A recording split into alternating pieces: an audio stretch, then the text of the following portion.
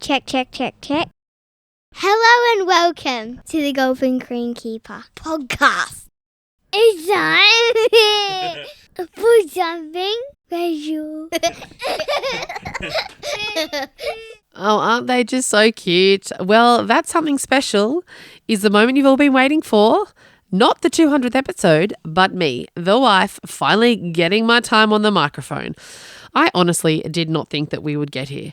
Not because I didn't believe in you, but because I wasn't sure, honestly, that anyone could listen to you talk for 200 episodes about golf. Although, to be fair, this podcast has now had more successful episodes than maths. So, in my mind, that's a pretty decent achievement.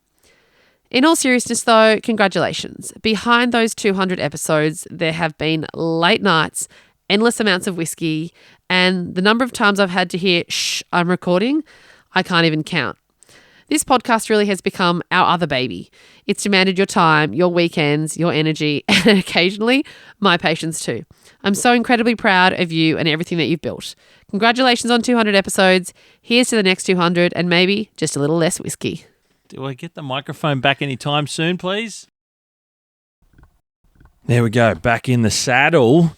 Well, I just had to have a beautiful random intro from my family. That was Savannah and Carter Boy at the very beginning of that intro, and then obviously you heard my wife, Bree. Thank you, babe, for your kind words, and importantly, for your support, without which I wouldn't be doing this at all. You helped me start at the very, very beginning. Look, I wanted something different, and this is a celebration. This is 200 episodes of the Golfing Greenkeeper podcast, and I'm incredibly grateful to every single person out there who listens to this podcast, who listens to one episode, 10 episodes, all the episodes. It's quite remarkable, and I'm incredibly grateful for all the support from so many people in the golf world, not just here, but around the world, the guests that I've had on the podcast, and yeah, I talk about celebrating the wins in life. You've heard me talk about that on the podcast before, and this is me celebrating my wins, 200 episodes, which I think is a pretty amazing win in being here on the end of a microphone talking to so many amazing people in the broad golf sphere that includes greenkeeping, architecture, management, and of course golfers, and sharing so many amazing stories, details, and insights, often from behind the scenes. This episode is something very different, where I opened up a couple of times to do live recordings where listeners could call in to help me celebrate 200 episodes. I also wanted to get in touch with a few people that I interviewed earlier on in the podcast that I haven't spoken to for quite some time, but helped me in the early days by accepting my invitation to be involved in what was then a random podcast. New one, who knew what was going to happen? Oh, and there's also one to remember in this. There's a guest that may never return again after this. This is a different type of podcast. The essence of this one is it's all the people that I spoke to help me celebrate this episode, and it's kind of, I suppose, mashed together one after the other. So I hope you enjoy it. It's something a little bit different. For the first time in the 200s, this is episode number 200.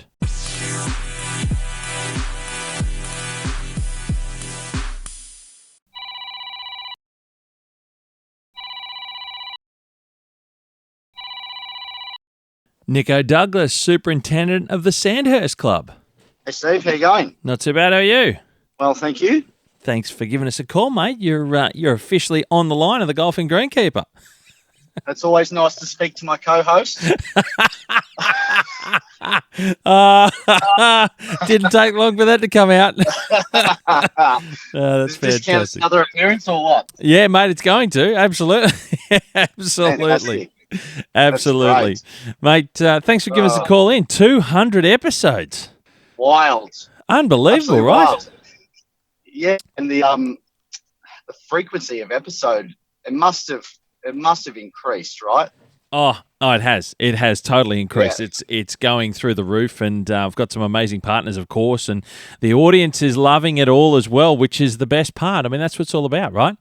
It's getting these topics and deep discussions and all sorts of things out to everyone who loves to listen. So, mate, it's amazing, and it's incredibly humbling to reach 200 with such support as well from so many people far and wide, greenkeeping, golf, architecture, whatever, it doesn't matter. And mate, you're the only other person that I've officially thrown the keys to 100 episodes ago. Wow. Yeah, that's wild to think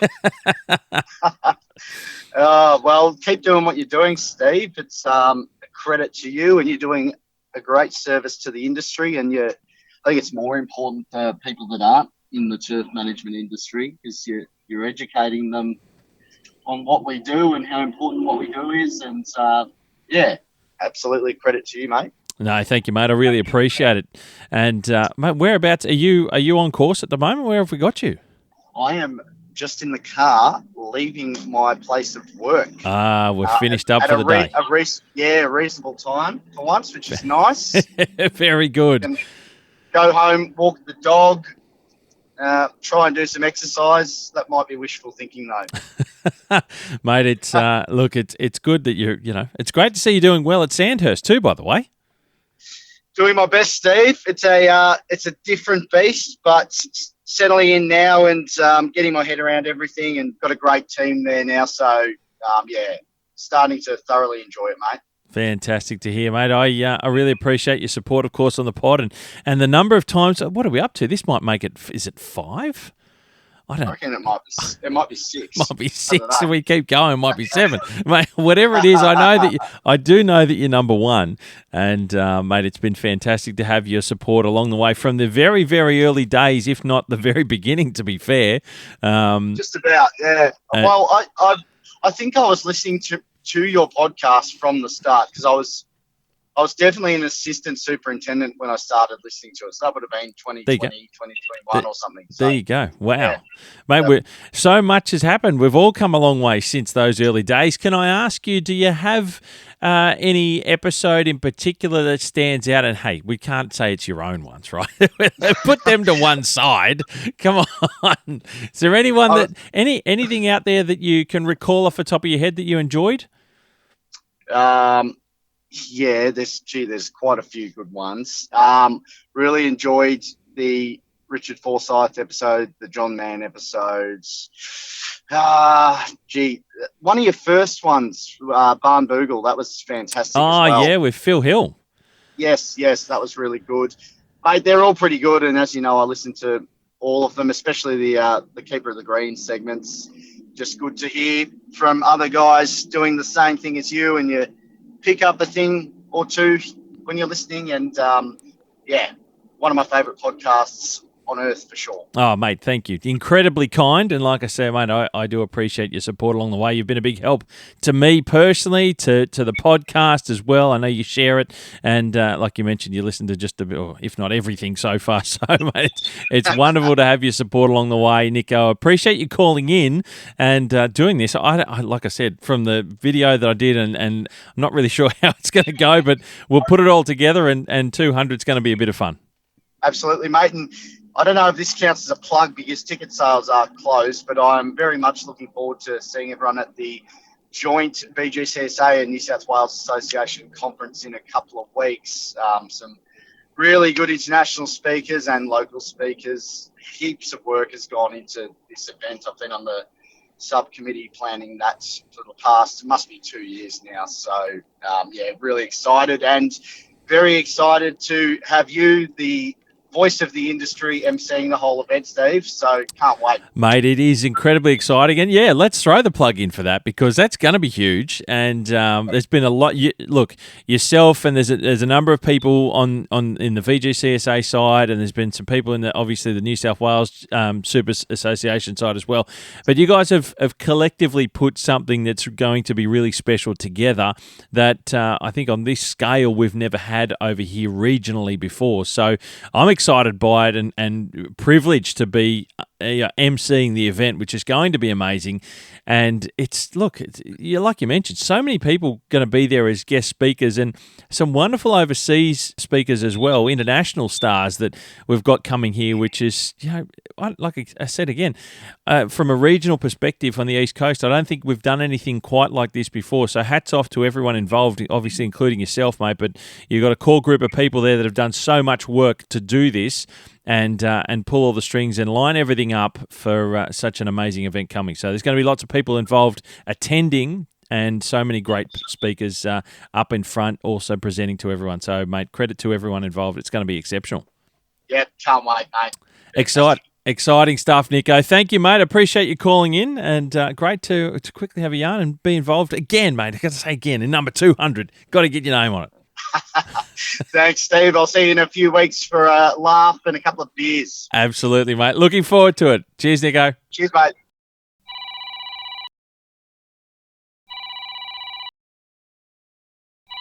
Matthew Soles from the Toolbox team. Mate, how are you? Going well, Stephen. How are you? Very well, thank you, mate. Thanks for calling in. What is that? Long time listener, first time caller. No, wait, second time caller.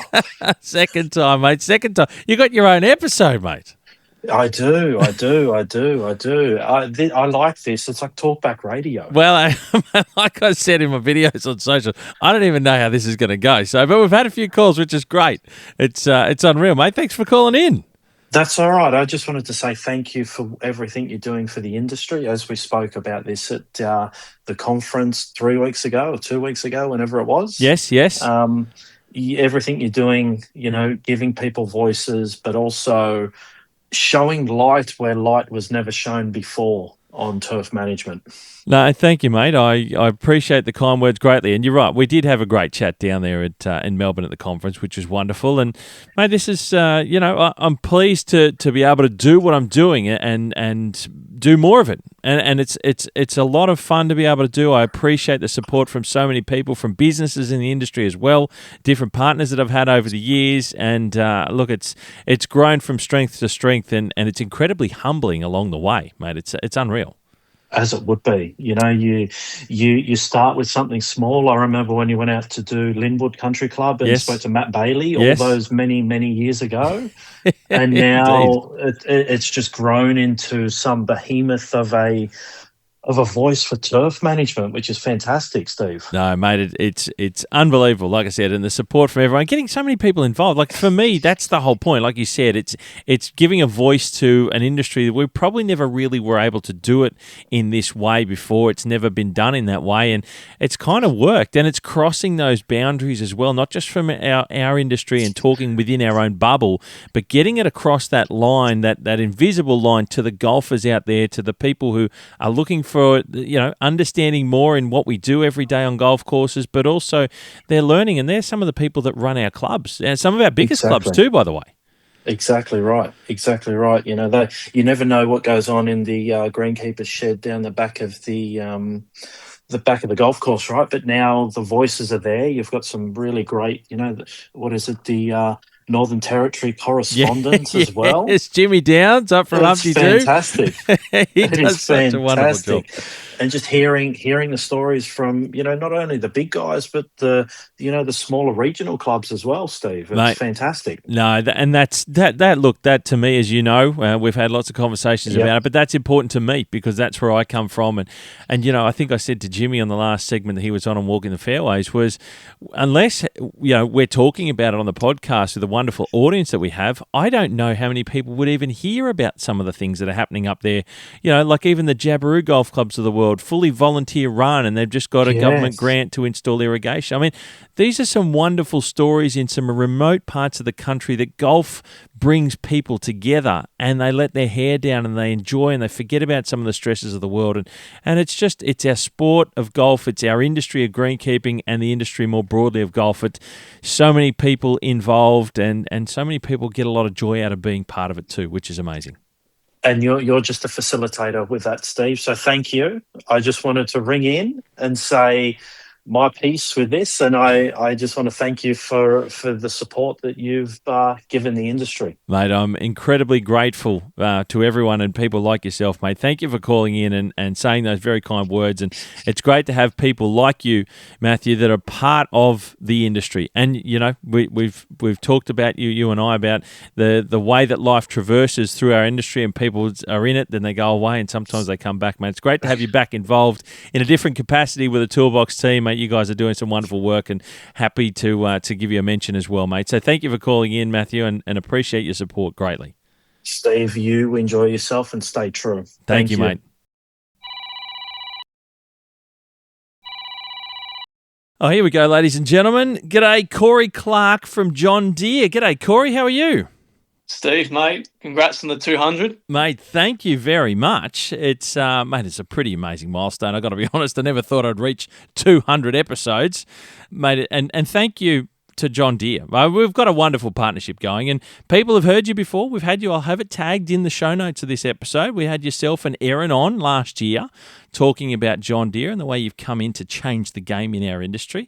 Mate, the level of support I've had with you guys, working with you, the things that we've been able to do, having interviews with so many people around Australia and now New Zealand, mate, our partnership has gone from strength to strength from where I sit, and I say thank you to yourself and to John Deere team and everyone I've been involved with, mate. It's been a wonderful partnership that we've had, and I love what we've been able to achieve together. Yeah, Steve, I think you hit on multiple things there, right? It's a great partnership we have with yourself, and to support people within the industry to get their name out and see what other superintendents around Australia and New Zealand are doing, and showing what they do on a day-to-day basis, and different budgets. It's just it's good talking points. I see it, and I do dial into make sure I have my alerts on for every podcast that comes out. I'm on the list. First person listening to them, I bet. So. No, mate. No, thank you, mate. I appreciate that. I appreciate the kind words. And Corey, mate, I appreciate you taking the time to ring in. So thank you, Corey Clark from John Deere. No, thank you, mate. Looking forward to continuing the partnership long term as well.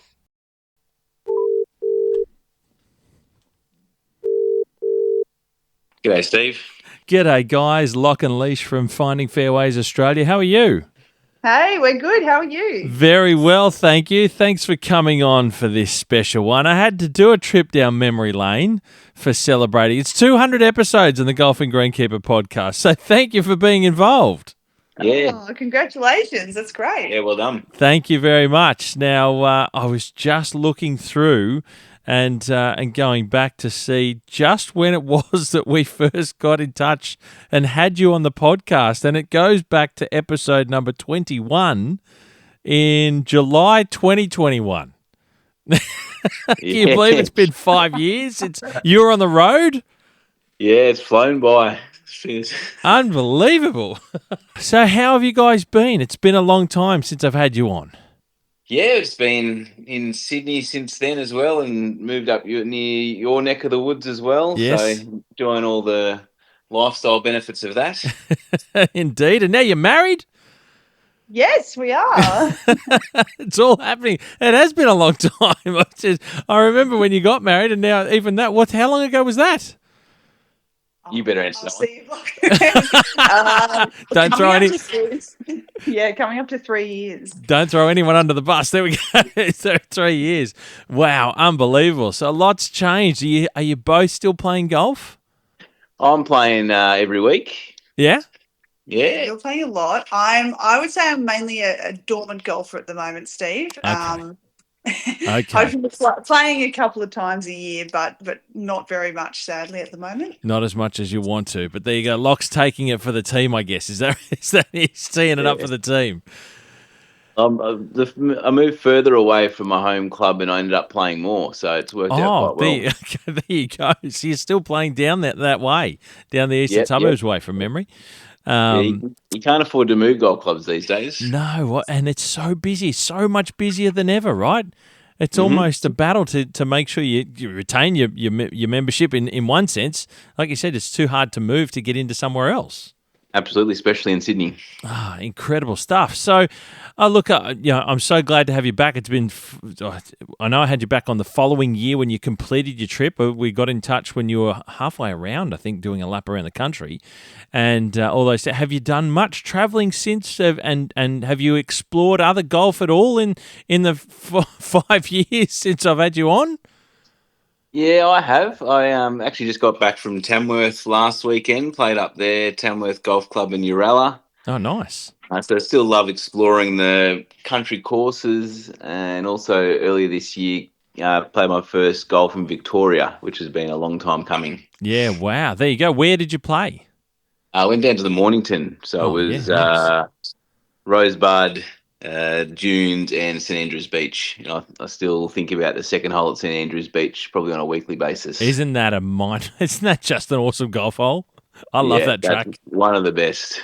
I love that track. That bunker in the fairway, and it's just this pit hole. So, yeah, it's incredible. Big sloping right to left from there. I've only played it once, and it was a while ago, but I loved it too. Beautiful hole. So many great memories. And Leisha, I've got to ask, do you miss playing regularly? Oh, I do a bit, yeah. It's just a time thing, right? With work and been doing a fair bit of running. So, I do. You are. Yeah. You guys are doing running. I'm seeing that. I'm following you on socials. You are doing lots of that exercise, and they're long runs too, and some wonderful parts of Sydney as well, I've seen. Yeah, absolutely. Yeah, loving getting out on the trails and into the bush. That's always great. But yeah, no, I do miss golf. I think it's just, the social side of it as much as anything. And I think now, whenever I pick up a club, if I can sort of get half the swing there, then I'm happy. And I know it'll take a lot of practice to actually get back to something decent. But yeah, I'm looking forward to getting back to it. I think, when I've got a bit more time. I do miss the social side. You can go in and out of golf. That's the beauty of the sport, right? You can just bounce in and out. I love the fact that I'm seeing so many more women and so many more different participation points of golf, particularly on the women's side. We're seeing lots of community groups or just groups of women getting together as friends every so often and playing golf. I mean, that's great to see from an outside person looking into in that sense. I don't play regularly myself anymore, but I see that sort of regularity in women's participation in golf now. I think it's amazing. Not to mention them on television in tournaments, seeing women's tournaments here exploding. Oh, all of that is just fantastic, right? I agree. The professional side, absolutely. Seeing professional women play sport, that's great. And then, I agree. Like even amongst my friends, I've now got female friends my age who play golf regularly, which is just not something that was around sort of, 5 years ago even. Yeah, absolutely. And it's like you said, it's fantastic to see. Is there anything that you guys you've noticed that's changed in the time since you travelled around the country? Have you noticed much of a change in the way, anything that you can point out, the way people play golf, we participate, the way clubs are functioning, golf courses are functioning, anything that stands out for you in that time frame? Yeah, I think just with the incredible popularity of golf, it's hard to get on courses now, even for a social round, when I think you used to be able to do that very easily. Yeah, right. We were even trying to play, I think, Palm Beach on New Year's Day this year because we thought, no one ever plays golf on New Year's Day, right? Everyone's having too many beers the night before. But, we couldn't get on. And we thought, that's incredible. I mean, it's great, the popularity of the sport, but I think that's definitely changed. It's the casual nature of it. It is an interesting problem we currently face. You're quite right, and I've been looking back at a bit of history from time to time and just throwing this out there. But I some of the stuff that I've seen when these sorts of things were occurring in past, and we had a lot more land at our disposal in some of what we would now call populous areas, but that we find councils were building golf courses or private enterprise was getting into building more golf courses. And I don't know that we've got that luxury of space anymore in populated areas, but that's something that we used to do, and now we seem to be just really fighting hard for time on a golf course. It's quite amazing. Yeah, for sure. And for me, I think just for recent travels up to Tamworth, thinking about the cost of membership as well, and like the cost of maintaining a golf course. Like the guys in Tamworth are only paying $500 a year. Yeah, wow. For a golf course that's it's obviously not immaculate, but it's got a good name regionally. It's green space and it's a fine course. And then you're paying, up $5,000 plus here in Sydney, a lot of courses. And I mean, they've probably got 20 times the green staff. And, the courses are better manicured, but I just don't see how that's, the difference in price there gets you anywhere, in the same ratio of cost to benefit. It is something that's interesting to talk about, isn't it? That the dollar value of golf, essentially, like being a member to get that spot. It's not even guaranteed. Once upon a time, it was guaranteed to get a tee time, and now even then, some clubs are having ballots a week ahead of tees, a week ahead of days for competition, for example. And you talk about that cost. I mean, now more than ever, if people are struggling to get golf local to where they are in a city, it's now a great time to consider, having a weekend away or at least a road trip for a day with some friends or family to go and play golf in out of the cities. Like you say, Tamworth's not a day trip, but from Sydney. But there's lots of places I know of that are outside the city limits of Sydney that are plenty of good golf that's within easy drive for a day. Absolutely, and any of those honesty boxes still looking for those sort of courses out there as well. Absolutely, lots and lots of fun. Look, guys, it's great to hear from you, and I really do appreciate you jumping back on for a bit of nostalgia, and great to have you back on, for helping me celebrate 200 episodes of the Golfing Greenkeeper podcast. Great to have you involved so early on. It's great to catch up. Thank you so much. Good on you, Steve. Thanks, Steve. Congrats again. Thank you so much, guys. Lock and Leash from Finding Fairways Australia. Great to have him back on. Nadeem from Colin Campbell Chemicals. Welcome to the live feed of the Golfing Greenkeeper podcast. Hey, mate. How you doing? Good, thanks, mate. How are you? Not too bad at all. I thought I'd interrupt you during my actually on holidays at Movie World at the moment, just to think, At 200 Movie World. episodes. Mate, I'm privileged. Congratulations. Thank you, mate. It's a pretty unbelievable milestone, really. I can't believe it, to be honest. No, and it seems to have gone so fast. It's like I remember when it was 100, it felt like yesterday. I know, right? It's quite an incredible journey, mate. I can't believe you're calling me from the theme park away with family, mate. I very much feel privileged to get a call from you. Oh, mate, it's the least I can do, and congratulate you for the 200 episodes.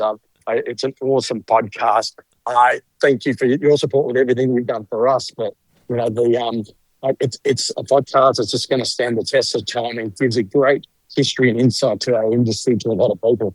No, thank you, Nadeem. I certainly appreciate your help and support. Very kind words as well, but mate, your help and support along the way since the early days. It's been great to have you there, and mate, I couldn't certainly wouldn't be this far along if it wasn't without your help and guidance along the way, mate. So I really do appreciate it, and thanks so much for taking the time, mate. I can't believe it while you're away. Thank you. No, my pleasure, mate. Enjoying everyone that's listening. Keep on listening to the Golfing Greenkeeper podcast. It's an awesome podcast. Definitely share it. I know Steve says it all the time, but I definitely do. So please do me a favour and share the podcast with everyone you can in your network. Unreal, mate. You go and enjoy the rest of your time with the family, and say good day to Bugs Bunny for me. Yeah, we'll do soon. Take care, mate. Thank you, mate. Cheers, Nadeem. Bye.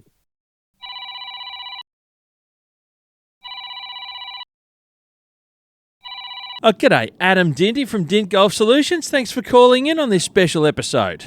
How are you, mate? I just wanted to have a quick call and congratulate you on 200 episodes. It's quite unbelievable. Oh, mate, you're telling me. I pinch myself all the time about it. The fact that the numbers keep going up and to reach 200 is absolutely amazing, mate. And it's been a lot of wild support, incredible support from so many people in golf, our greenkeeping industry, people that I've worked with, and the support of people like you guys, like, yourself, Dint Golf Solutions, Johnny, your brother, Nathan, and the team in Dint is, it's been incredible. We've had a wonderful partnership for so long. We've done some amazing things and brought out some incredible parts of the golf industry for people to listen to and learn more about. It's crazy. We've done a lot in 2 years. We had the Royal Melbourne, the Australian Open, which was obviously incredible. But I remember when this was just an idea that you had a few years ago. We were chatting about it early on. I know. So it's really remarkable to see that you're up to 200 and time flies, but it's great to see, mate. Congratulations. No, thank you, mate. I appreciate the support, and hopefully, mate, we can do many more things in the future as part of this wonderful partnership. I look forward to those opportunities, and mate, I really appreciate your support and your friendship throughout our careers, mate. It's been a long time we've known each other, and I'm glad that we're able to many years. I'm glad we're able to work together in this capacity on the Golfing Greenkeeper podcast, mate. Thank you for your support on Walking the Fairways, and thank you for being part of helping me celebrate 200 episodes. Not a problem.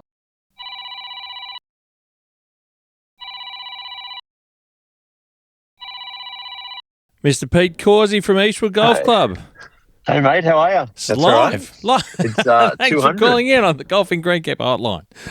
200. I was trying to work it out the other day, and it was like, I think episode 4, I think I started messaging you. So that was, 2020 something? Yeah. 2020. That's right. Right. Yeah.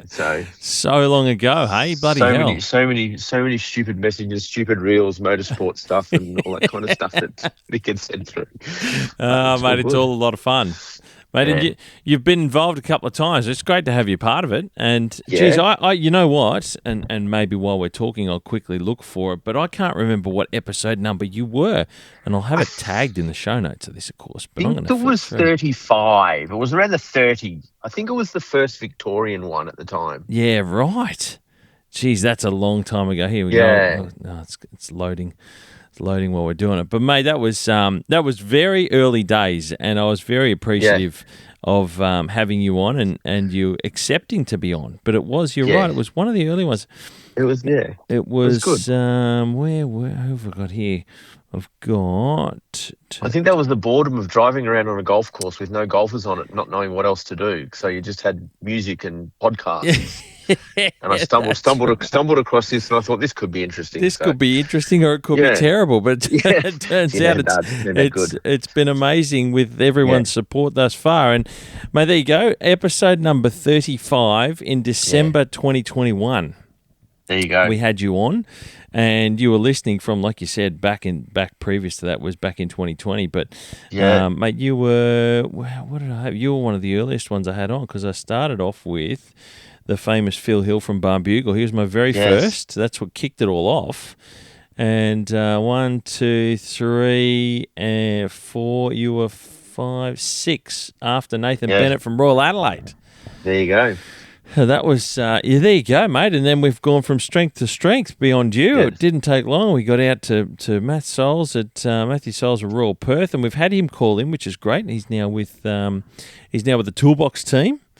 Yeah, and lots of different people over the years, mate. It's fantastic to have your support for such a long period of time. I've got to ask, mate, is there anything anything in particular that you like about the podcast? Is that the one segment that you like the most, or what other parts of it? I think it's just interesting hearing other people's stories and how they got into it and what their backgrounds are, and hearing what other people do in certain climates and different courses, different grasses, and what chemicals, and how they go about doing stuff, and pretty much it sometimes comes down to all being the same problems about keeping bunkers in good condition and greens firm and all that kind of stuff. It's funny what's different, but then also, like you say, equally what's very similar. What's the same? It? Yeah. It's really interesting. And some things you just go, really, like whether it's a big club or a small club, they're dealing with the same stuff. Like I never would have thought, a Royal Club has got the similar problems that we have at our little course, and some of those things carry through.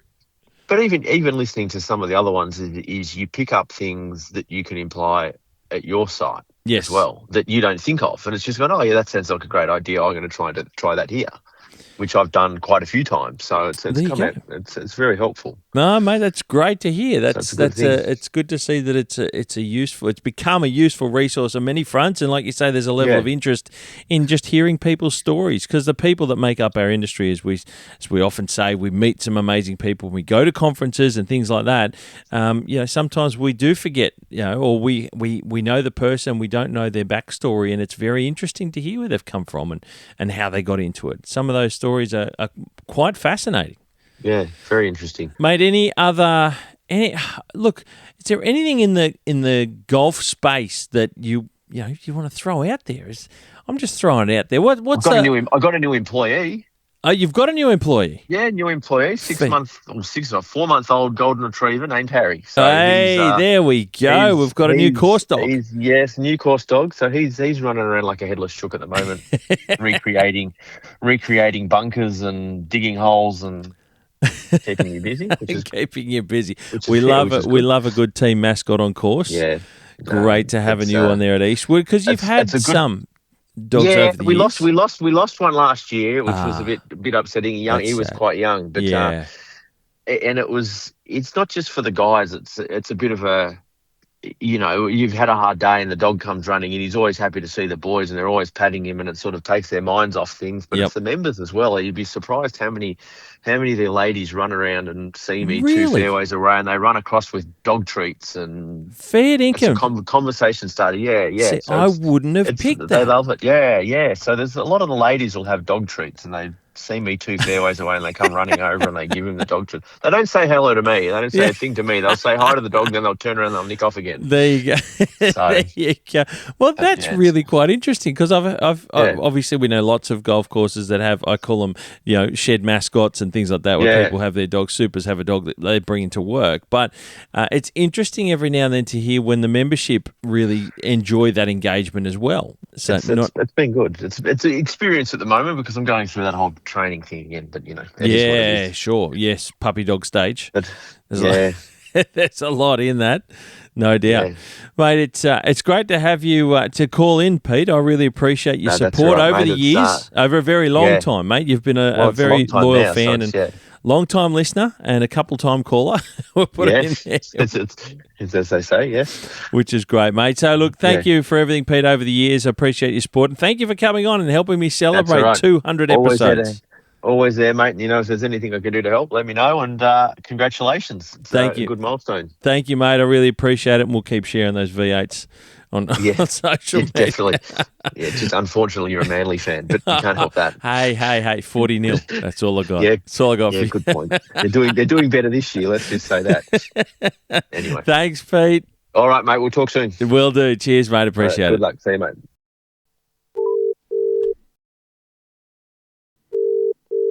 Ladies and gentlemen, I've got a guest that I've had on the podcast way back in the early days as well, and I'm privileged to have him back on to help me celebrate 200 episodes, and that is the one and only Tony Ellis, the nomadic golfer. G'day, Tony. How are you?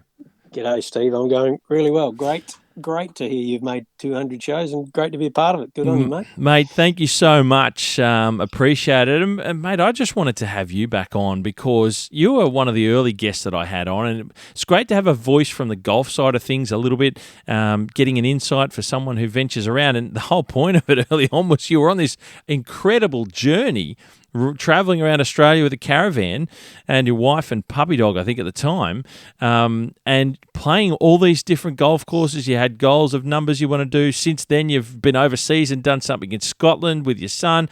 Mate, I wanted to say thank you for your support because it was great to have you on involved early on. You were a great supporter of me then, and I loved having you sharing your story to the audience and being involved, mate. So it's great to have you back. Can you tell us how things are going all these years on? Absolute pleasure to be back, mate. Absolute pleasure. Yeah, I'm still, our base is still the same as it was when we spoke to you back in 2020, 2021. Yep. We are spending all of our time in the caravan. Most of it travelling. A couple of things have happened since then. We gained a couple of grandkids, and we that's beautiful.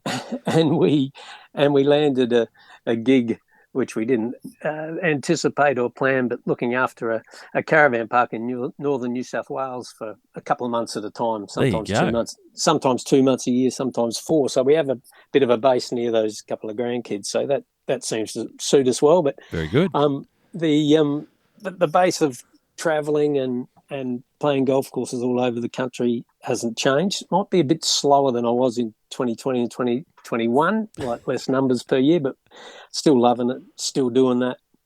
And just took a little time out last year, as you alluded to before. Youngest son and I hired a motorhome through the UK for 60 days and played 61 golf courses over there. And wow. That was a trip of a lifetime. From a golf perspective, it was what a journey that must have been. On top of what you've done in Australia, I mean, wow! This is the ultimate golf experience for many people. That's incredible. Yeah, it was.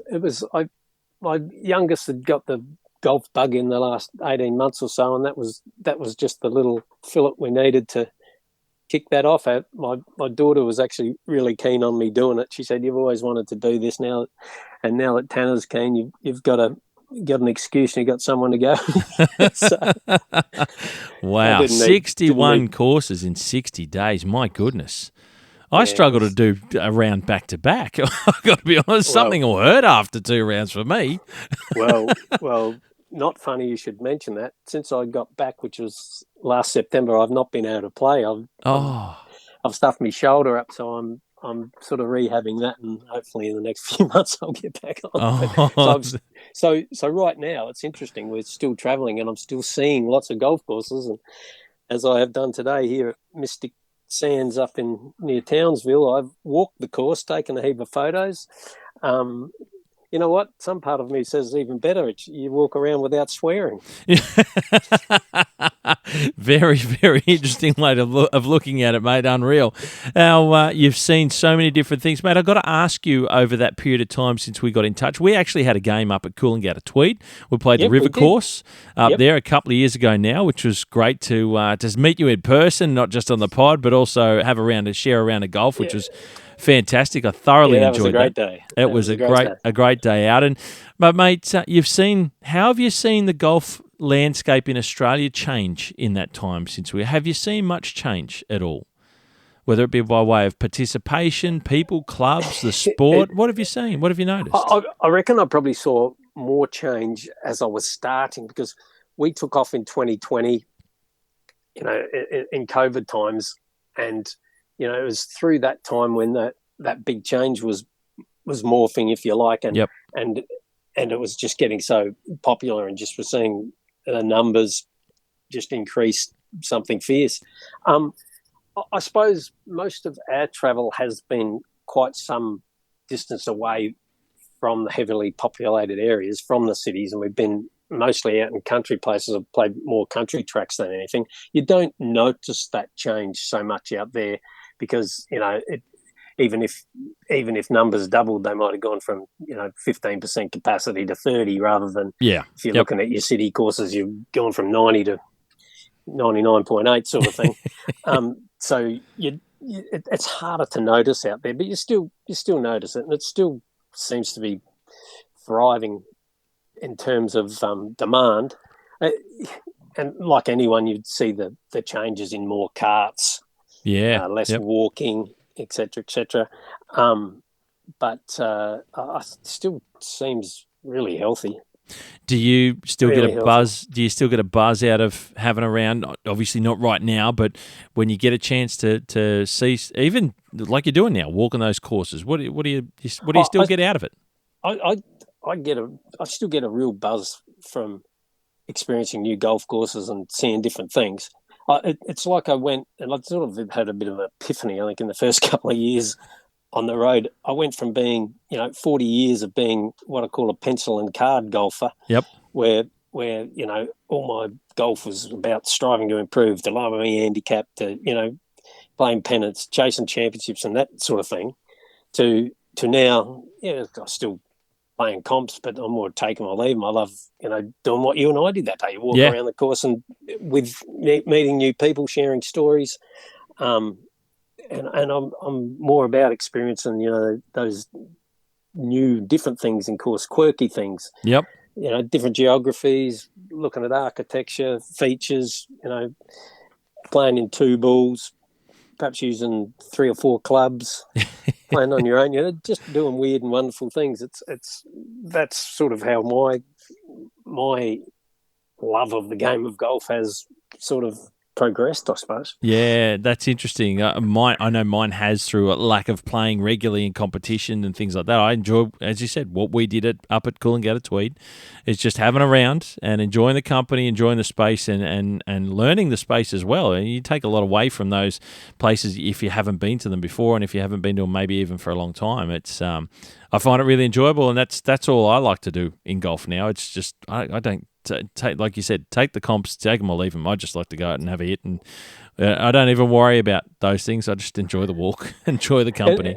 And it's funny how you say that. And after our trip to the UK, I reflect on it. And it's like very Scottish way of doing it. Okay. And appreciating the different golf cultures, if you like. Like in Australia, we're pretty hell bent on playing in comps. Someone gets you a member of a club. I did it for 40 years. Every time you play, you're playing in a comp. Yeah. Not so over there. They were way into playing into 2 balls. Got to have a a wee dram of whiskey before you get off. Oh, I'm into that. And it's all it's less about how you've played and more about the experience. I suppose, in a nutshell. I've got quite deep into it, and I'm like becoming a massive golf nerd. But that's a good thing. We love that.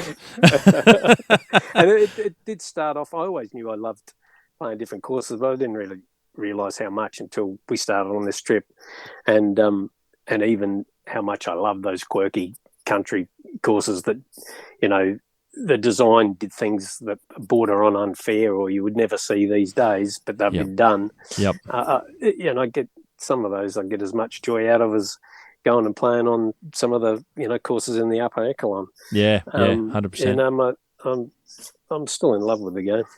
Do you still? That's great to hear, mate. In any format you can do at the moment, even without playing. Do you still have the blog going? I do. Yep. Absolutely. Okay. I've got up to. I'm approaching my 500th golf course played, though I'm less about the stats there. But I'm up into the 480s, which I thought I was doing all right. When I was in the UK, I played my first game of golf at a club called Hillside, which borders on Royal Birkdale. Oh, okay, righto. Real golf-rich bit of country, and the guy who hosted me there is bordering on his 1200th different golf course. Oh, wow. So I've got a bit to go. Oh, that's incredible! What an unreal journey, mate, that you've been on thus far, and you continue. I'm just stoked that we haven't spoken for a little while, but I'm stoked to hear that you're still doing it, out of action, albeit for the moment, but you're still getting out there and visiting courses, seeing different things, and not just the big name tracks, but it's something that's at the centre of and the core of what you've always been about as part of the nomadic golfer that I've followed. And mate, it's fantastic to see. I'm still pumping the stuff through that nomadic golfer and on my website. Oh, that's great. I just love doing that stuff. It's cool. It started off as just a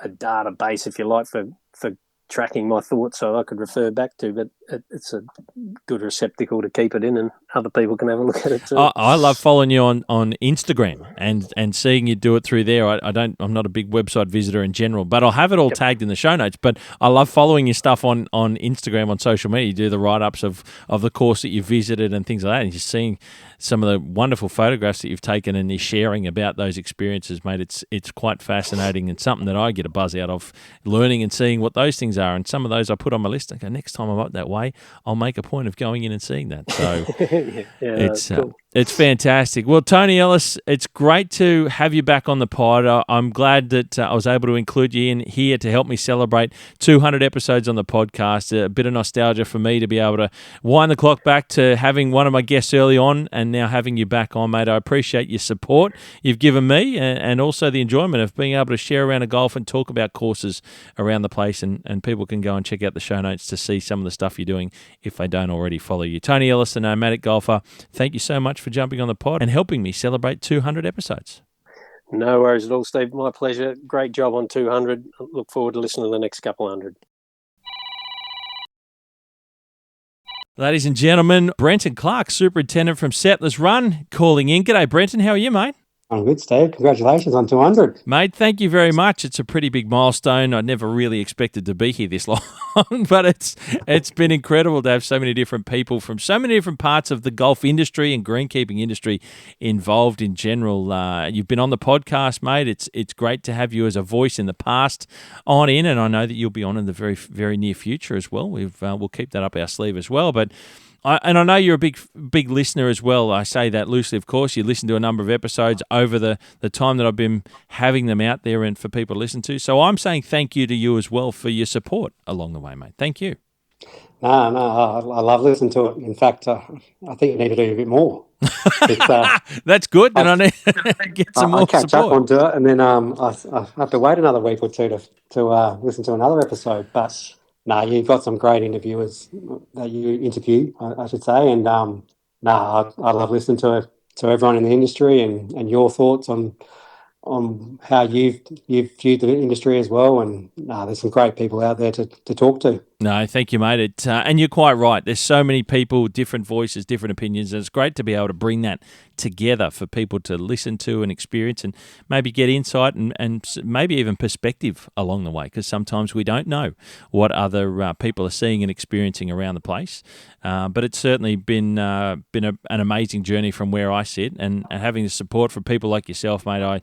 I do appreciate it. It humbles me every time that so many different people are listening and are kind enough to pass on messages, whether it be through social media and things like that take the time. Mate, I've got to ask: is there anything that's one of your faves? Anything you can pinpoint for people?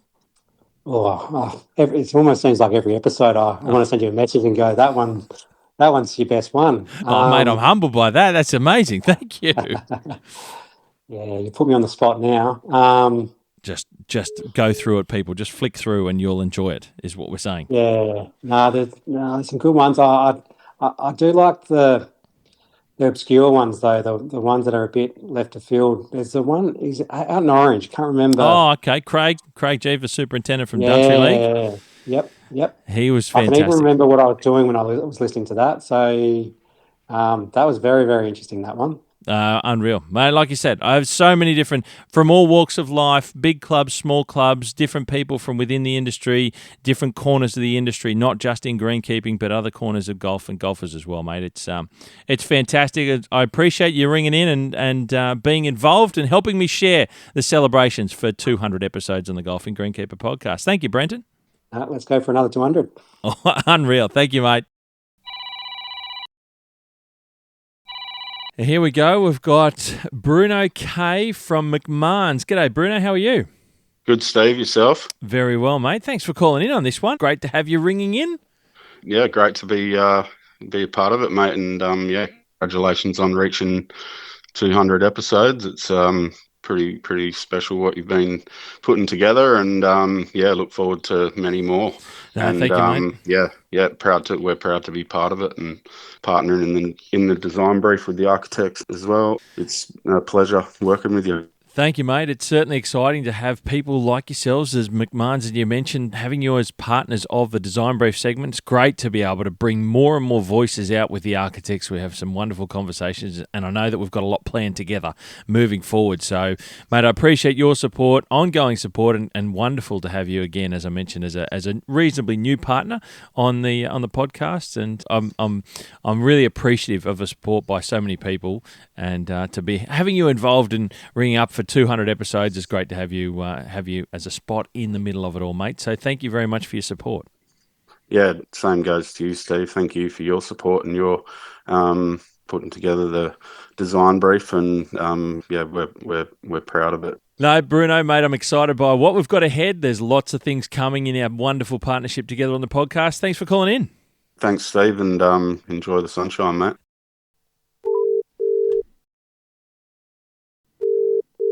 Ladies and gentlemen, I've got someone special that I've called in here on the podcast to help me celebrate 200. It's a little bit of both ways on this, and that is the one and only, the man that actually got me into podcasting way back in 2020, I'm pretty sure it is, and that is Roscoe Flanagan, host of the My Love of Golf podcast. G'day, Roscoe. How are you over in Scotland now, mate? Stevie, thanks for having me on your show. It's great to see you, great to talk, and I'm very well over here in Scotland in a third or fourth or fifth week of a UK heat wave, which I know for some people, 26 degrees is not much, but let me tell you, the Scots are melting at 26 degrees, and in fairness, it's pretty warm. But enough about the weather. We're here to talk about you, Stevie. Well, it's great to hear from you. Great, thanks for reaching out. No, mate, look, I really wanted to have you on this segment that everyone's listening to, because it's a celebration for me in many ways to the people that have influenced me and the way that the podcast has influenced other people, and all the different parts and corners involved in what's become the Golfing Greenkeeper podcast on a huge way. Mate, and for me, it's a way to say thank you to you, because I was on your podcast first way back when, before I started mine, and it was from that interview that I really got excited, and the wife and I had a discussion on the way to Melbourne afterwards, and it was COVID, and we were talking about, how hard can it be, and is this something to get involved in and start something? And mate, but it was you who got me in this space. So I wanted to say thank you, and through that, I've come this far with so many people in support and with so much support from many corners of not just the country and this corner of the world, but the world. Well, mate, congratulations first and foremost. This should be a celebration. You've got to celebrate milestones in your life, and knowing the effort that it takes to crank out a couple of hundred episodes of a podcast and the work that goes into it, which a lot of people don't see. Many people do appreciate that it is a lot of work, but a lot of people don't see what you do. And we were just joking off there about the time that you put in, the day trips down to Melbourne and back, and it's a huge commitment, and it's huge congratulations to you, mate. No, thank you. And back, you're welcome. Back to that first time, just to remind people, because it was a long time ago. When we think about that time of episode 47 of the Mile of Golf podcast was the one that you won, so it was fairly new for me. The reason why I reached out to you weren't podcasting, as you just mentioned, but you were on social media, being very active, talking about agronomy, talking about things about golf that us as normal, regular, punters playing golf don't really fully appreciate and understand as much as I thought at that time we should.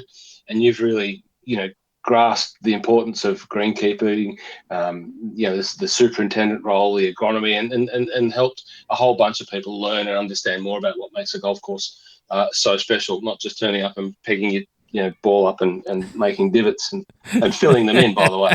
Yeah, that's good. So when I reached out to you, mate, it was to really sort of add some depth into what we had started.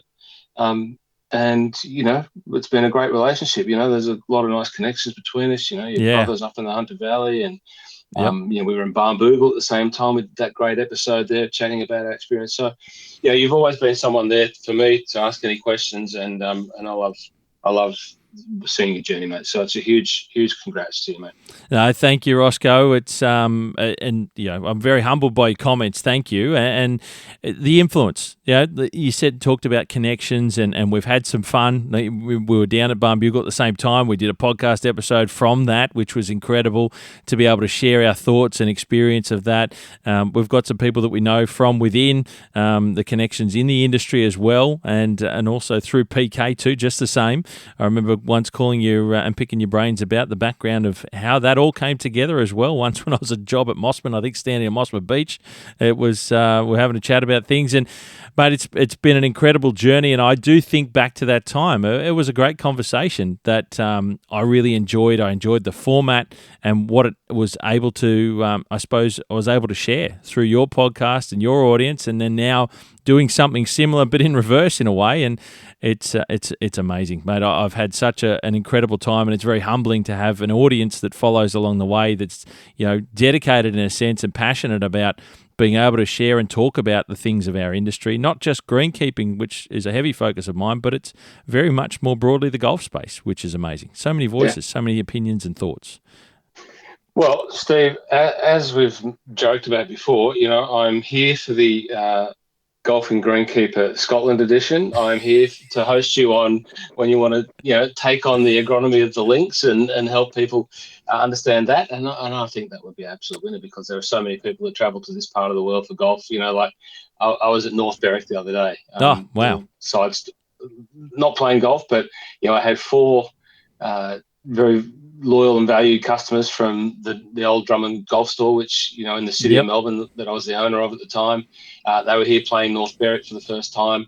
I met them on the 17th green, walked down the 18th. We get to the clubhouse at North Berwick, and on the left-hand side of the entry to the North Berwick clubhouse was 4 members from the National. Oh, and one of the guys in the group from was a National member, and they knew each other. So there was 8, 9 Aussies sitting there having a chin wag, and one of them remembered me from the Mile of Golf podcast and the 4057 podcast, which I help out here with in Scotland now, and it just reminded me how much I missed doing the Mile of Golf podcast, because when I moved it over here, I put it on what I called pause, but it's probably run its course.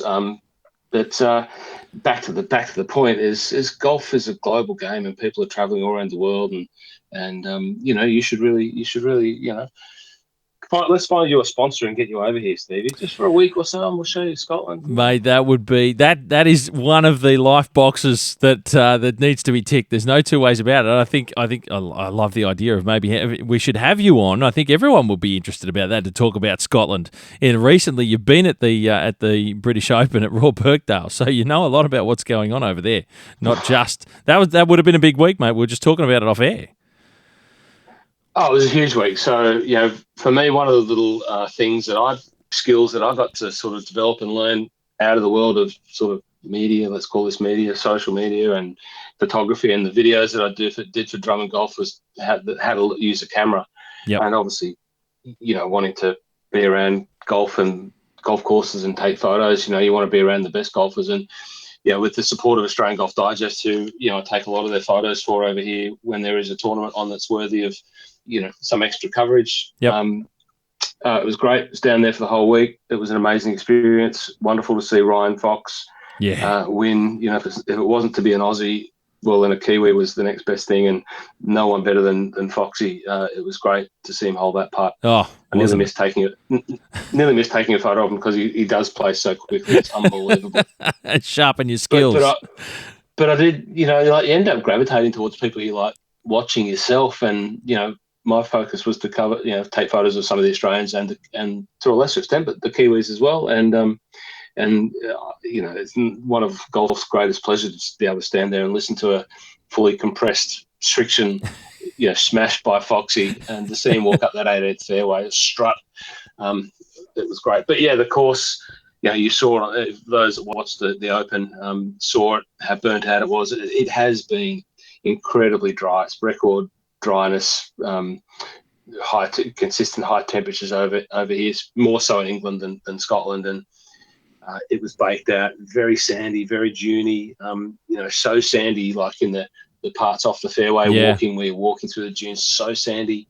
And a beautiful golf course. The fairways all baked out, still had a beautiful cover of, a surface. Surface was still pristine. Yep. And it was just great. It's amazing to see how they put together all the infrastructure in an Open. It's a big, big, big event. And, there's a couple of golf courses around there, Hillside, and, all of the volunteers are from all the golf courses around there, Formby Ladies, Hillside. Yeah, right. So it's unreal. Great. Unreal, mate. It's great. Let's do that then. We'll do that because I think there'll be a lot of interest in that background of that side of it. What's life like over for you in Scotland, mate? It's been a great change. Look, it's a great change. I moved closer to. I left family behind in Australia, obviously, but I have a load of family here. Yep. And my wife's family is all here. We live just around the corner from where my wife grew up. Which is fine.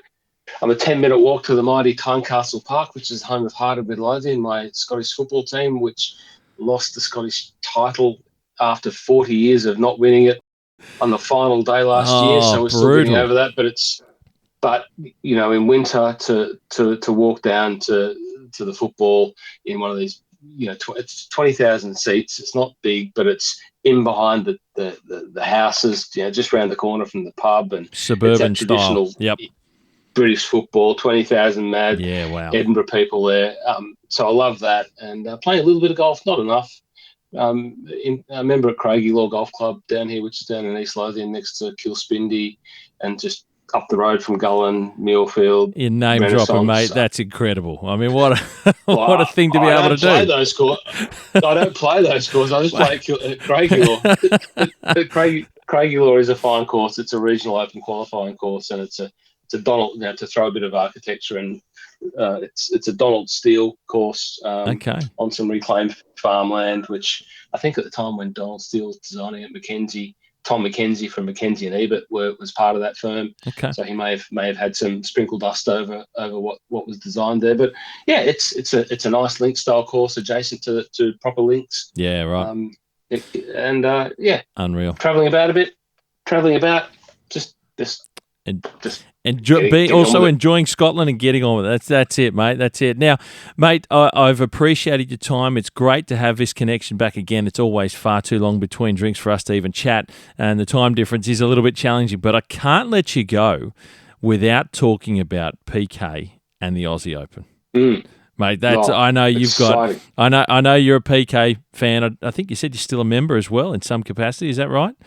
And yes, I mean, correct. We've been talking about this for a long time, and I know the guys on the course, and I was texting them when I got the announcement that something was coming out. I'm like, is it going to be?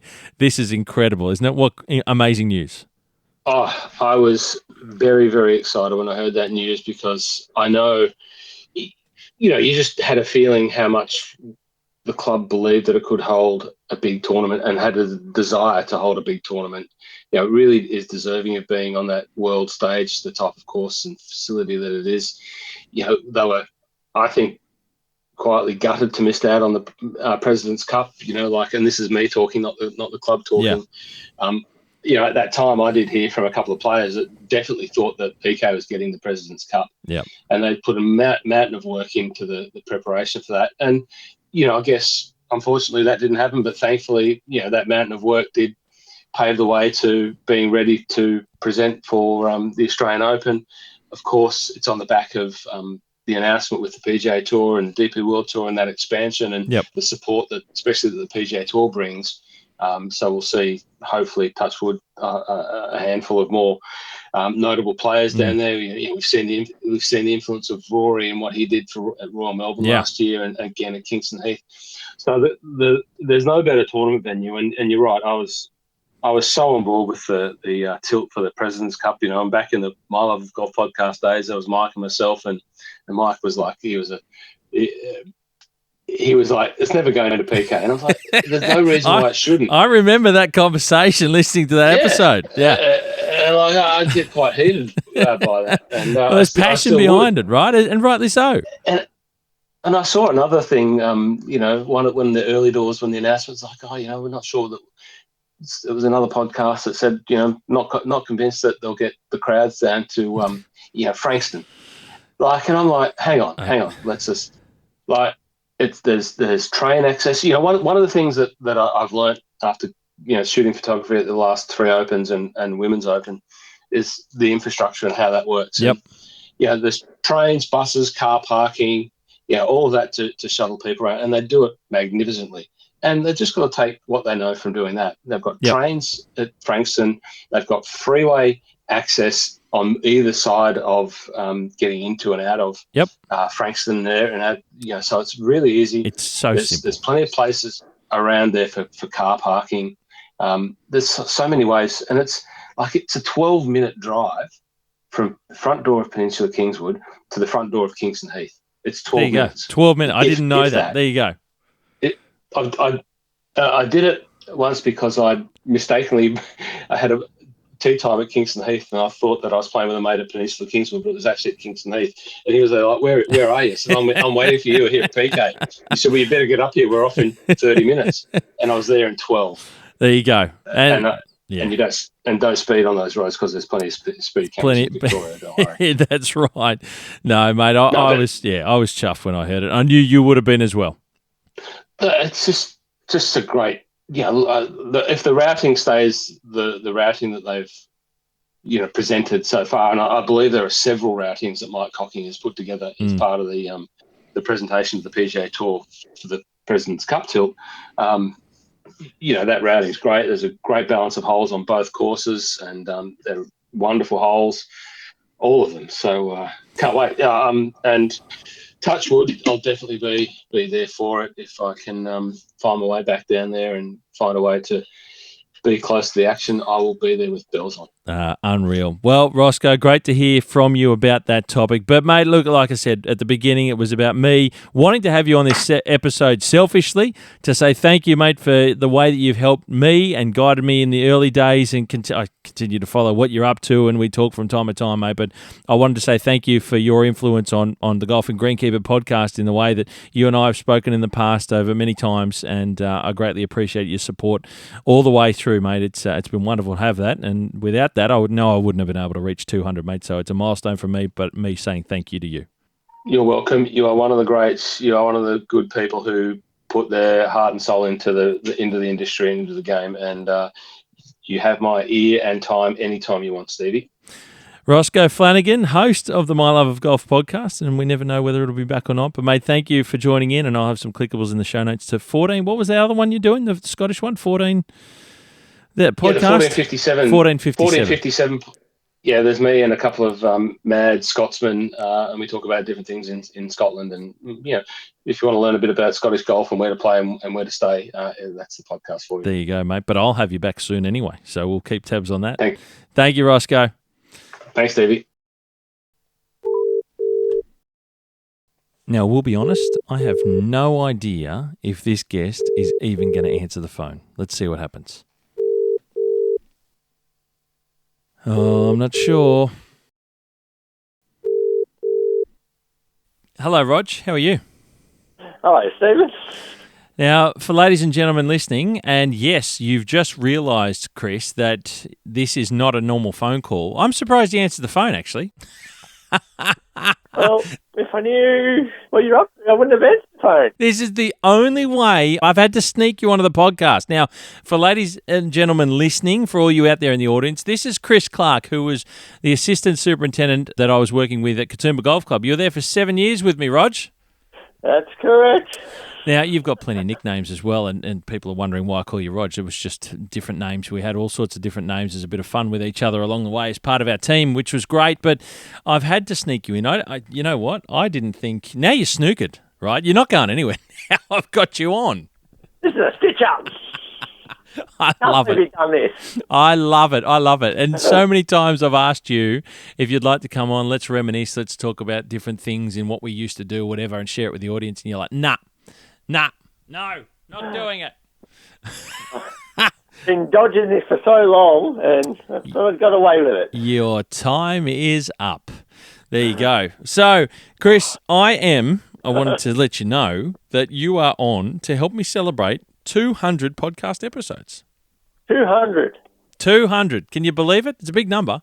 I can't believe you've pulled it off. 200 episodes. Now, I thought you might laugh at that. You probably never thought that I'd get that far. You know what? I'll be honest. I'll answer my own question to you then. I never thought I'd get that far. No, I didn't think it'd go that far, but you've done well. Thank you, sir. I really appreciate that. Now, this is one of the funny things that, look, now that I've got you here, let's go down memory lane a little bit, because you helped shape my career as a greenkeeper and as a superintendent. You were there in support with me for 7 years at Katoomba, and it took me, what was the rule that I was told when I left Wentworth Falls and started at Katoomba? I was told 2 years, wasn't it? Yeah, was it 2 years? 2 years before I could approach you to come up from our old superintendent. And I think it was almost to the week at 2 years, I was in a position where the club was moving forward. And they were like, I said, look, we need to advance our team if we're going to advance the golf club and the golf course. And they were like, do you have someone in mind? I'm like, yeah, I do. And they're like, okay, let's go. So that's how we got you up at Katoomba 2 years after I started.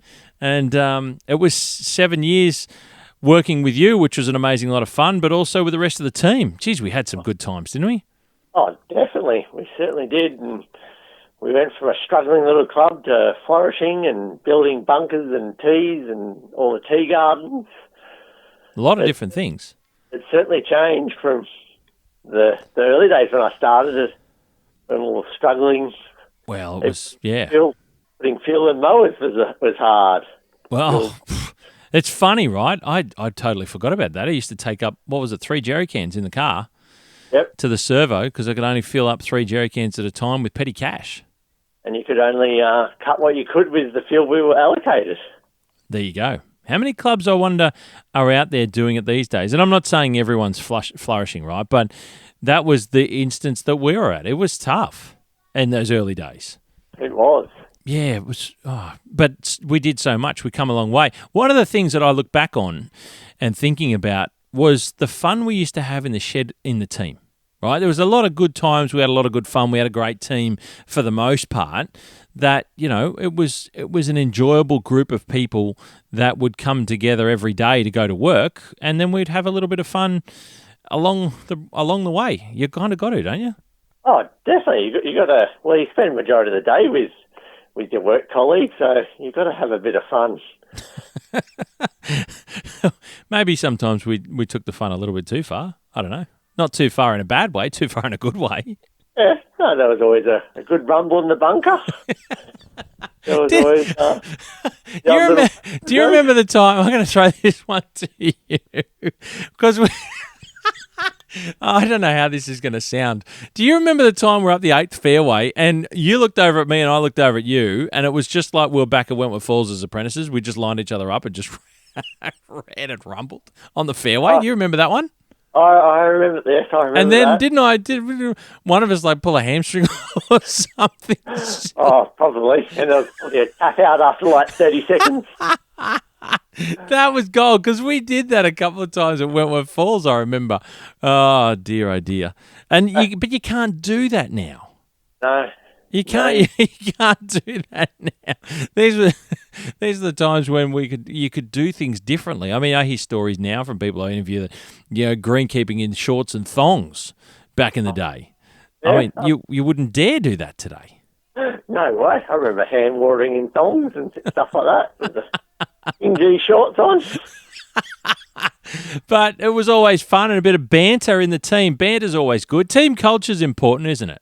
Oh, definitely. And like little practical jokes like putting Post-its on a car window and things like that. And well, Stixie took that too far. Didn't he use like 7 packets of Post-it notes and cover the entire car in it?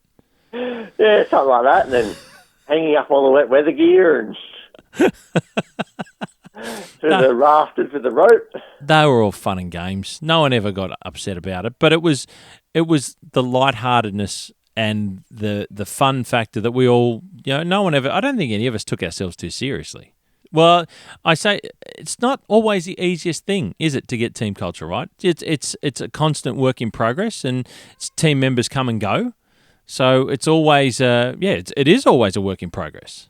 Oh, it is. And everyone's got unique personalities and traits. So you got to work with all of that and find out which, who sort of fits in where. And then that goes to also the skill sets and how, because I found that thinking back about it was our team, we, used to really leverage well off each other to sort of become a really good team. We always sort of worked out who was good in what. I found you were really good at that, getting the most out of sort of who was really good in certain parts of the job. And you would sort of, I suppose, get people to focus on what they were great at. And then they would learn in the areas that they weren't so great at from the others who were. Yeah, and we always played to, you work out what everyone's strength is, and we always played to their strength and didn't try and change them. That always worked out well. It's the idea for the best outcome. We had some pretty big projects we had to deliver over the time. We did. That was we always worked as a team, and everyone was involved in it. That was some pretty good things to look back on. I talk about that a lot still today while we're reminiscing. But for sharing for people that probably joining the dots in a sense of my background a little bit was, some of these stories. I look back on some of the projects we delivered, and we were doing lots of changes and improvements to the golf course. And, there were some pretty big projects we did on some pretty amazing timelines. We're working back weekends, working into the nights and early morning starts. I mean, we ended up delivering things that were probably above our pay grade, to be fair. Oh, definitely. I remember some of those long days. They were pretty wild, but they were rewarding. Oh, yeah, when you look back at the finished project going, wow, we did that, we pulled that off, we got all those plants in the ground, or we got the bunker sand open on time. It was pretty huge to be able to do that. And like you say, work as a team. I got hit on the head by a golf ball one morning trying to do the bunker and right of the third green. Ended up in hospital. I remember that. Look, as a group, I think we got the formula right, and we punched above our weight pretty well. I think we were doing that pretty good, and of course I'm going to pump it up. But we weren't a perfect team by any stretch. There's no such thing as a perfect team. But like I go back to, it's always a work in progress. You got to find out, work with everyone as individuals, but work cohesively as a team together. It's a lot of fun. Oh, definitely. There were certainly some good old times, and Yeah. And then there's every now and then there's moments where you got to, have sit-down conversations and work through some of the challenges. Oh, yeah. There's always a difficult conversation in there somewhere, but... We move through it. We get through it. Okay, so can you tell everyone where you're working now since Katoomba closed? Because everyone knows what I'm doing. I'm just talking on the end of a microphone. But what are you doing? I work at the Blue Mountains Botanic Gardens at Mount Tomah and, maintaining the turf out there. So it's all the amenity turf, which is a different sort of outcome as what's required, but you're still in the turf space. Yeah. I've got to ask you, and I see, I've got wonderful partners in John Deere Golf, so a bit of a plug for them, of course, but I see some of the technology that they're bringing to the industry with these GPS sprayers and tracking with the mowers and how they can auto drive in straight lines and nozzle controls and mapped areas, and you're so precise with the way that the applications are going out.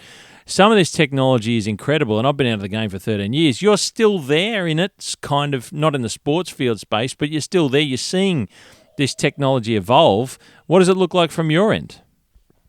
When you just look at some of the irrigation nodes they got these days, and we could have used them when we were at Katoomba, and you just look at all the moisture sensors you can have in the lawns now. So, be so water efficient. Yeah, efficiency's huge, right? And we were using hoses and knockers, so it was pretty archaic in what we were doing and inefficient as well. I mean, we used to talk about how inefficient we were, but we were hoping to get towards a point where we were going to get something special, which didn't play out the way we'd hoped, of course, because we all closed up and disappeared. But it's amazing, those efficiency improvements, and that's really the game, isn't it? There's a lot of efficiency improvements in all the jobs that we do. Oh, yeah, especially when you've got limited staff and limited water supply. It's everything's accounted for. I look back fondly on the golf course and the way that we were evolved and changed over time, and some of that stuff was, back in the day when budgets were tight. We got you on early on. I remember that time we were able to get you on into the team because I needed someone else with the vision and understanding of how to take the place forward to help me build a team. We improved out of sight in my mind, looking back on it. And like I say, I'm going to talk positively about it because that was my experience and how I view it. Looking back, but we really changed and evolved in a big way in a short period of time, didn't we? Oh, we certainly did. When I first came up there, we used to shovel all the sand into the back of the ute to go and top dress greens. I couldn't imagine top dressing 18 greens now by hand. There was no loader, no bobcat, nothing like that. Isn't that funny? I don't think about those. I don't remember those things. But you're right. Now that you mention it, I do remember. It was shoveling all the sand onto the box trailer, driving around all the greens, and then shoveling it off and throwing it around on the greens. We didn't have a top dressing machine. We didn't have a front end loader to load it. We didn't have a bobcat. It was all shovels. Yeah, it was all shovels. Pushing the cores off by hand, shoveling it all up, and then top dressing it all by hours, and then watering with hoses and knockers. That was fun. Yep, renovations were a very slow process. And now with modern tech and all those machinery and different types of equipment have become much more available and pricing and that over time. But pretty amazing to look back on. How do you look back on it?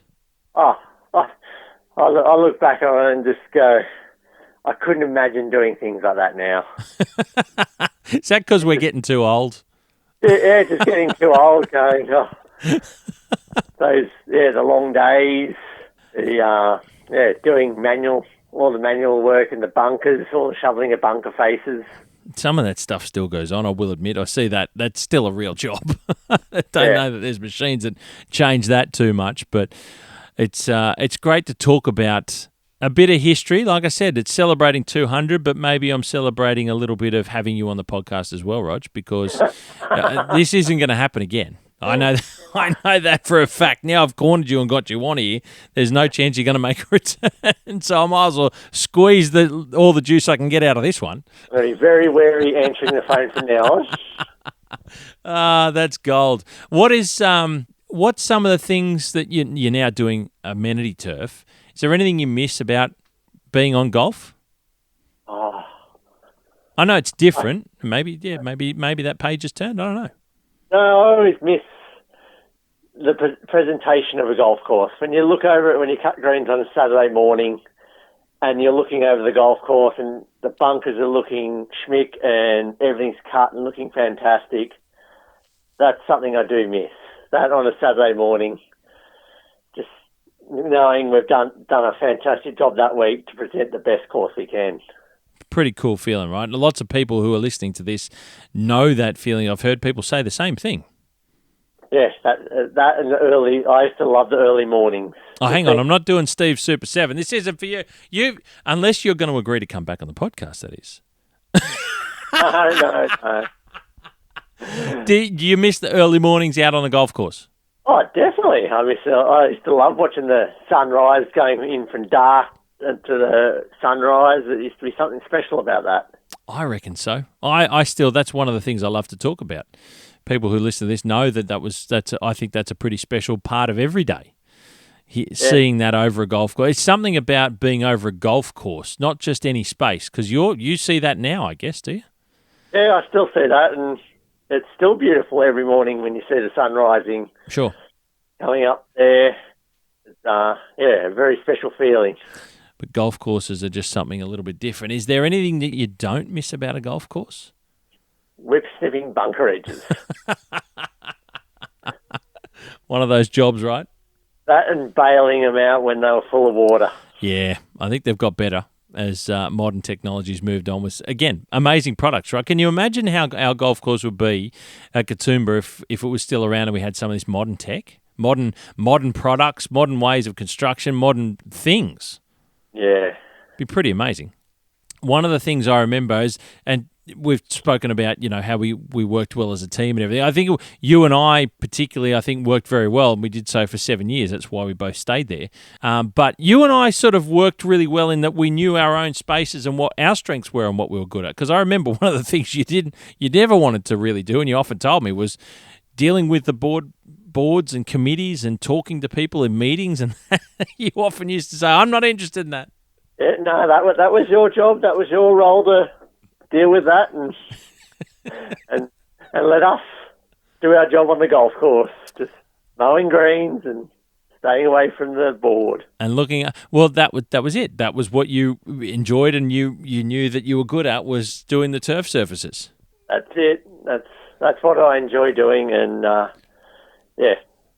don't want to deal with the boards and the office staff. No, and lots of people listening to this will know where they feel about in their roles. And some people want to advance into those positions where they're happy to do that, and that's where they want to go to. And other people will be like, you know what? I'm really happy here. This is what I really like, and I'm comfortable in this space, and I want to stick to working, on the tools and being in that role. And it might be, as high as an assistant superintendent, for example, is where they want to get to on different courses, on high profile courses. So everyone's, as long as I think it's always good to understand what you're good at and what you want to do and what you like to do. Oh, definitely. Like, being an assistant was the perfect role for me because you had input into the daily tasks and projects, but then I didn't have to deal with the board and and other things like that. So, and I got to keep working with the team. Yeah, and you'd lead the team around, and like you say, at the end of the day, you're hands-on delivering those services, and that's the quality of where you want them to be at, and you work out how to do those things better along the way. And you and I would have our discussions, and every now and then you'd cut me down to size, bring me back to earth.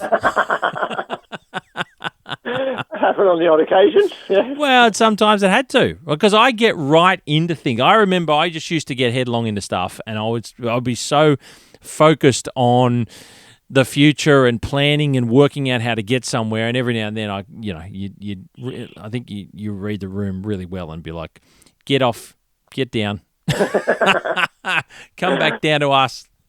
Yeah. I can remember a couple of those times. And we had some conversations as well. I mean, it's all part of the process, right? You work with people. You have the good days and you have the not so good days from time to time. That's it. Yeah, sometimes you've got to have a difficult conversation and get it out in the air and get it out in the open. Air the grievances. Yeah, you can't let it just fester away there. How do you think workplaces have changed? Because I look at them and I hear conversations. How have they changed in your eyes in the time since we've finished up at Katoomba and now you're working somewhere else? Do you see much, even in the workplace that you're at? Because workplaces have changed a lot, haven't they? Oh, they certainly have. Has it made it harder or better, or do you have an opinion on that? Oh, not really. I think it's just different. Yeah, different. Okay. Yeah, just different. Different. Always good to hear your fence sitting. I've still got splinters. You're always good. You're an honorary Swiss national because you used to. Wally was our mechanic, who was a Swiss. Wally was from Switzerland. That's a better way of saying it. And I used to love having Wally around. He was such a hoot. And you used to always sit on the fence with many things. If I try and squeeze an answer out of you, it was always God. Sometimes you'd just be like, no, I'm here. You're not going to push me either way. I'm pretty good at that. I was going to, I have no idea where I was going then, Oh, I do. I don't know what size team you have where you are now, but one of the things I miss, because I'm not doing it, I miss working in that team environment. It's pretty interesting when you're not in it to look back at it, and I haven't been in it for a while, and I really found that as a team, I go back to what we're talking about to begin with, which is when you complete projects. We did some incredible things. We delivered a golf course for some pretty big charity days and had some high-profile functions and events on at Katoomba over the years towards the end. I always found it amazing and such an awesome feeling at the end of it going, as a team, we achieved that. Like, that was always the thing that I used to love at the end of it. Wasn't what I did or what I led in my position as super or whatever. It was being proud of what we'd done as a team. Do you think we all felt that? Oh, I think we definitely did. When you sat back the day afterwards going, wow, how did we pull that off? And there were some things we should never have done. Right. No, and the weather didn't help in some occasions. Like before charity days, like getting all the storms every time we fixed the bunkers. Oh, yeah. I remember those. Do you remember the fireworks to close off the Family Fun Day? Yeah, I remember that. That was one of those moments when they had the fireworks. Wasn't it in the third dam, or was it in front of it? I can't remember where it was set. It might have been just in front of the third dam there on the second fairway. I think it's just in front, I think. Yeah, on the edge of the second fairway. But I remember that when we were all on the first tee watching, and they had so many people that was involved in that evening, but all the locals and everyone come through, and we had that fireworks show on. That, to me, was one of the highlights I think that we'd ever had. Oh, definitely. That was something special.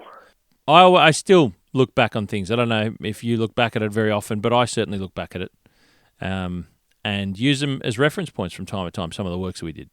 Oh, I definitely do. I still show our apprentices at work old photos of the golf course, because you used to take a lot of photos, which was fantastic, and I still got the USB stick that showed the old fairways and then the bunkers we built and the way we built them, and because they don't get to see that sort of stuff working for the gardens. Yep.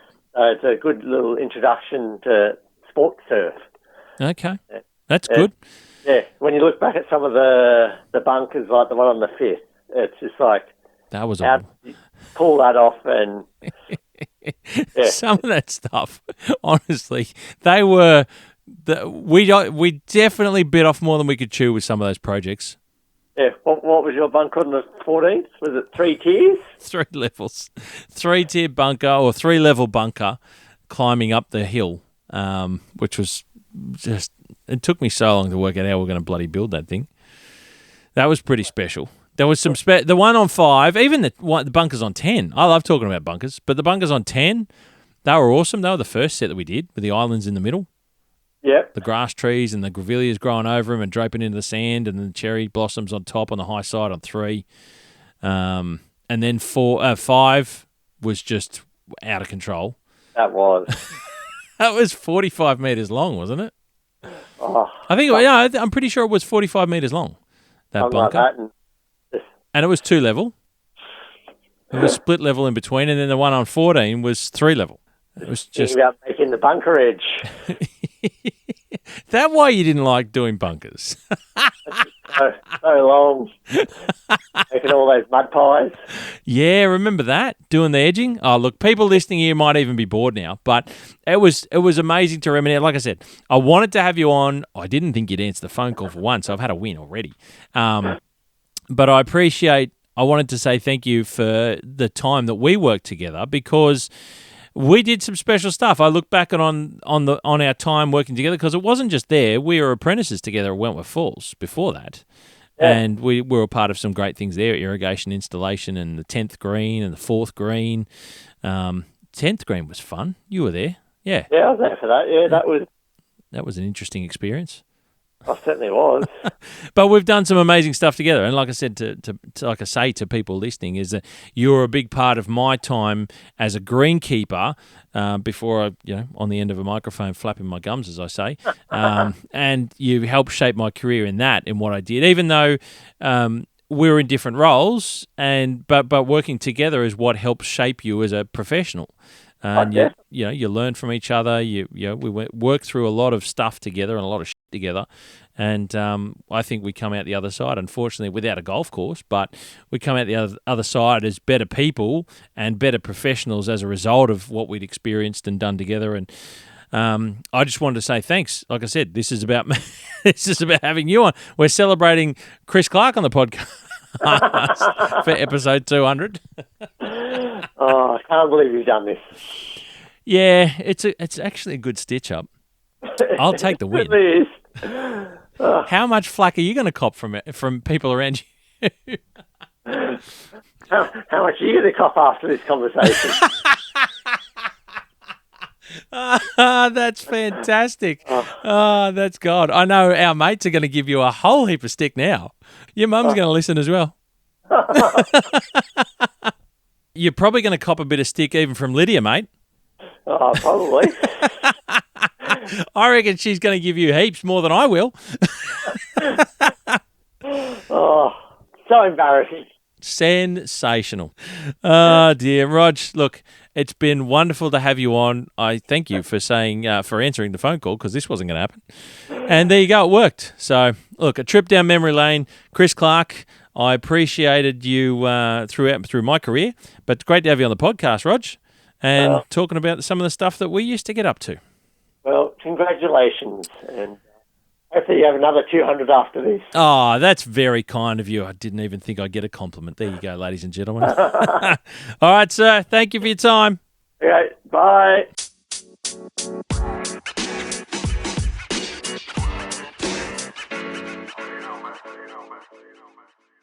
Well, there you go, ladies and gentlemen.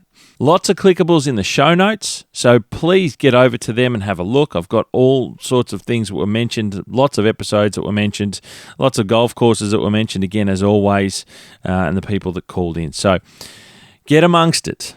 Please like, share, and subscribe. This one's a little bit different, but generally speaking, pass the podcast around. Any support you've got is always most helpful in any way, shape, or form. Comments and reviews are the best way, of course, and it helps me continue to grow and keep putting the effort in. There's so many names in that episode. I know it was a bit longer. It's a little bit different. I wanted to include everyone that I included, and there's so many other people that I could have called, and I didn't know where to stop. So, look, I have to say thank you to everyone who joined in. Thank you to every single person over the last 200 podcast episodes that have supported me, sent me messages through social media, through my personally through the phone, got in touch with me, said g'day, and they enjoy the podcast when I've met them in person. Whoever you may be, I want to say thank you, and I'm very, very grateful to all the support that have helped lift this podcast to 200 episodes and become something that, as you heard there, and I sit back and I'm almost speechless. with the level of acceptance of the audience, that's you out there listening. I'm speechless in the support, the ongoing support from so many people.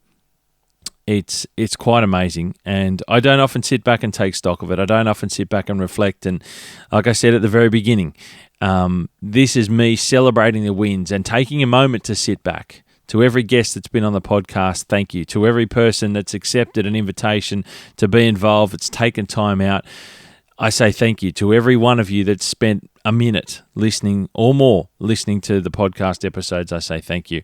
Thank you also to my family, of course, my wife Bree and kids, both Savannah and Carter, for your patience and support. It goes a long way to helping me do the podcast. I hope there's a long way to go here. A lot of support. I say thank you to all the partners that I've ever had on the podcast. In particular, I've got to mention my current partners of the podcast, be it John Deere Golf, Did Golf Solutions, and McMahon's, wonderful supporters, and we're breathing a new level of life into the podcast, and we're taking it to new heights. That's the goal, that's the plan, and that's what I'm very excited to be able to do for you, the audience out there listening. And without that financial support, this doesn't happen either. So I know there's lots of people in different capacities that help make this podcast what it is today. It is not just me, and I don't ever believe that it's just me. It's every one of you out there listening, every one of you behind the scenes. So it's onwards and upwards from here. We keep moving forward. We keep soldiering on. We're going to be creative. We're going to be innovative. We're going to move the needle in different ways, and we're going to do things differently again and try to get things out there and give you some information and interesting content from areas and people that you may not have heard from before. And that's always been the goal. I've always wanted to give back to the industry that helped me out so much when I was in the industry working as a greenkeeper and as a superintendent.